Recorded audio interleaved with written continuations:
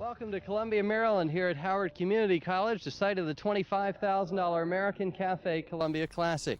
It's a member of the National Grand Prix League series of show jumping brought to you by Rolex. I'm Oliver Kennedy, and along with a member of Team Crown Royal, Mr. Mark Leone, will be joining us for the commentary as well as riding in our class. Mark, let's give some insights on today's class.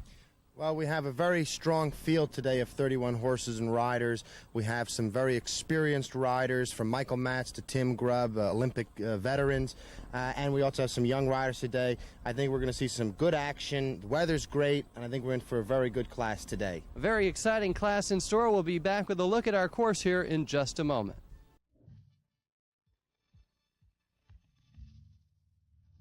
The first round course today starts with the vertical 4'6", slightly downhill grade.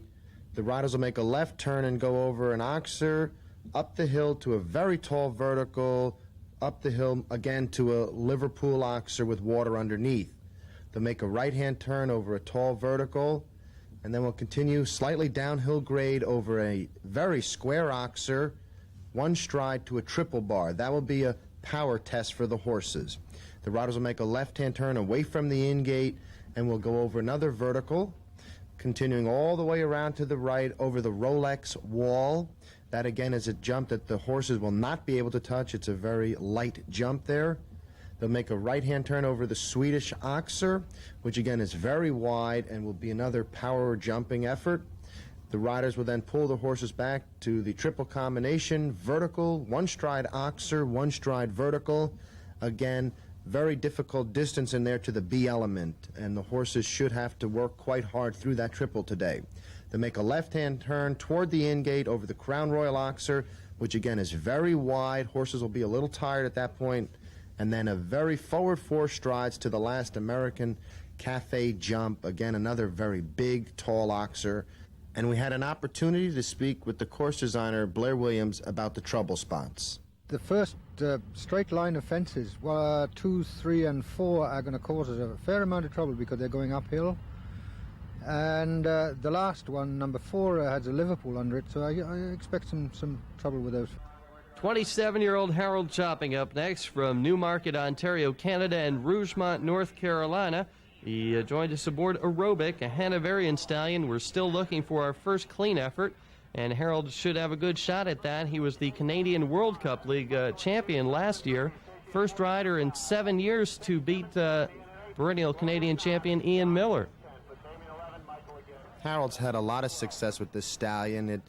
The horse, you know, when he's on, he really is tremendous. And Harold's had him the last number of years, so they know each other very well and seem to be off to a good start so far. And this was the horse that originally, one of the horses that originally got Harold onto the Canadian team. Again, he hails originally from Newmarket, Ontario, Canada, and together with his wife Carol, they operate the Solo Corporation, a farm down in Rougemont, North Carolina, just outside of Durham.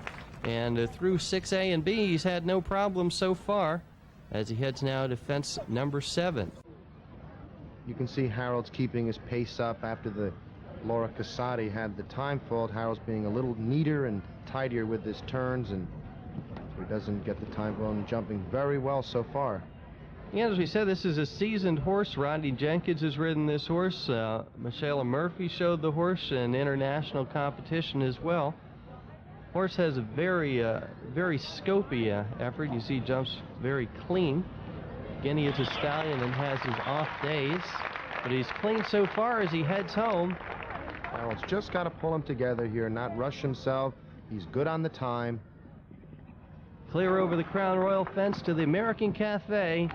And there you have it, our first clean ride. Harold Chopping and Aerobic. Fault-free all the way now, and they now move to the lead of the class. The jump-off course starts with number 1. The riders will make a left-hand turn over fence number 2.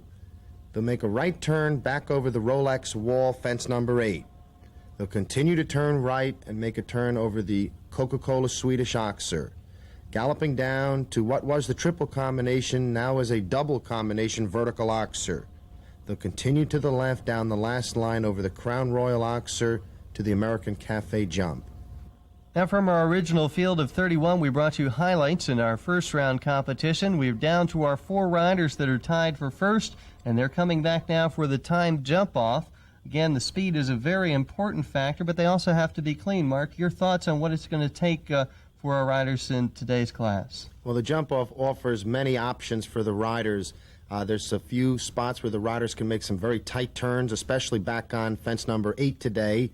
And also they can use their foot speed. There's several places for the riders to gallop fast, in particular from the double combination fence 10B over to the Crown Royal Oxer. I think that's where the riders are going to have to really open the horses up and let it all hang out. First back in the jump off is Harold Chopping and Aerobic, our first clean riders in the course. Again, they were the Canadian World Cup champions last year, winning the World Cup Tour. And they make their way. They'll try and set a very fast, clean pace for the 3 remaining riders to catch. Harold's got a tough task. He goes first out of 4. He must go clear to put the pressure on the other riders. He's got to go fast enough to put the pressure on, but most importantly, he's got to leave the fences. He gets a little tight to number 2, but he gets over it. And you see they narrowed the Oxer up there. The spread is now much narrower than it was in our first round competition. He makes a hard cut back to the Coca-Cola fence, fence number 9, and on now to the Metropolitan Contracting combination. Here he takes a long gallop over to the Crown Royal Oxer, letting his horse open up, trying to save valuable seconds. Well, he's clean so far, and he's heading home aboard Aerobic. Vault-free Harold Chopping sets a blistering pace with Aerobic, a time of 37.849, the time for our riders to catch with a fault-free effort put in by Aerobic and Harold Chopping. That was a super ride by Harold. Going first, he had a lot of pressure on himself. I think that's going to be a tough time to catch, and the other riders are really going to have to go for it.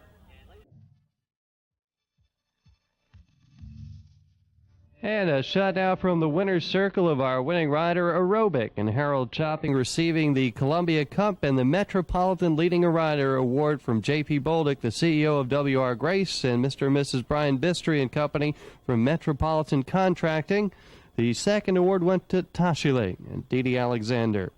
Finishing in third was Roche. Mario Delorier was the rider. The fourth award to Victor and Michael Matz. In fifth, Glanspunk and Laura Casati, and the fastest of our 4 falters from the first round, Elon's 2+2, and Tim Grubb will finish up in 6th. And now down to the winner's circle with Mark Leone and Harold Chopping. Harold, tremendous win for your stallion today.